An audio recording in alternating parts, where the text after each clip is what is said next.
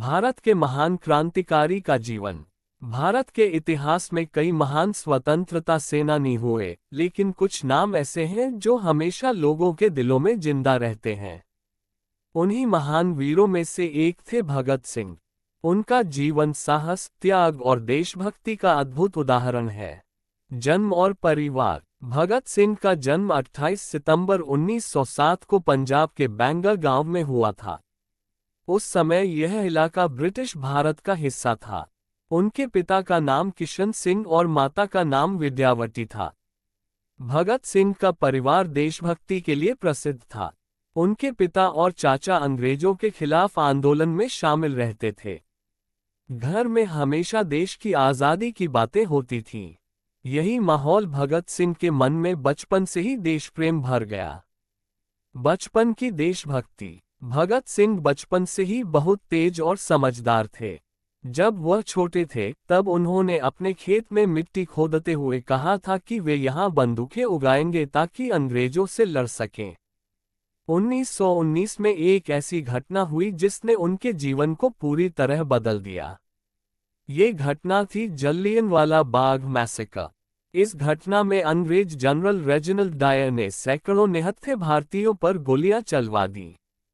जब भगत सिंह को इस घटना के बारे में पता चला तो वे बहुत दुखी हुए।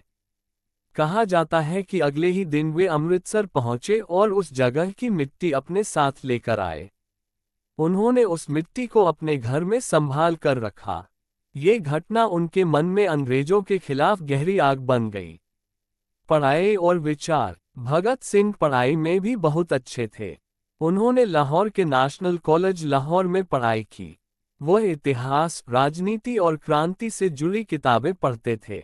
वे दुनिया के महान क्रांतिकारियों के जीवन से प्रेरणा लेते थे। धीरे धीरे उन्होंने समझ लिया कि भारत को आज़ादी दिलाने के लिए संघर्ष करना जरूरी है। क्रांतिकारी संगठन से जुड़ना। भगत सिंह ने क्रांतिकारी संगठन हिंदुस्तान सोशलिस्ट रिपब्लिकन एसोसिएशन में शामिल हो गए।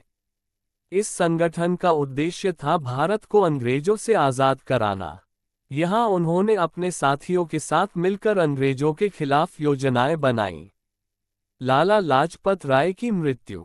1928 में एक घटना हुई जिसने भगत सिंह को बहुत दुखी और गुस्से से भर दिया। अंग्रेजों ने एक शांतिपूर्ण प्रदर्शन पर लाठीचार्ज कर दिया।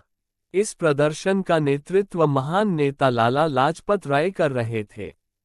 लाठीचार्ज में वे गंभीर रूप से घायल हो गए और कुछ समय बाद उनकी मृत्यु हो गई। भगत सिंह ने फैसला किया कि वे इसका बदला लेंगे।